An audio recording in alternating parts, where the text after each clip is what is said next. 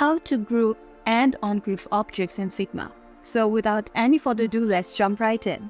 First, to group objects, start by selecting the elements you want.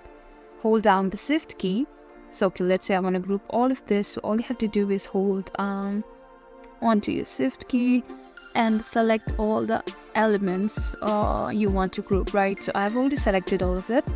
So now either right click and choose group like this. There's section of group, or just hit Ctrl+G if you're a Windows user, or Command+G on Mac.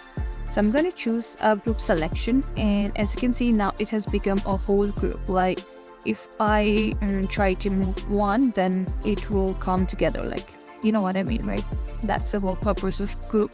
So okay, once you've grouped all of it, now if you want to ungroup your objects, select the group. So that means I've already selected this, and now all you have to do is use Ctrl+Shift+G on Windows, or Command+Shift+G on Mac, or you can simply right click and there's the option of ungroup. You can simply tap in there, and okay, let me try it again.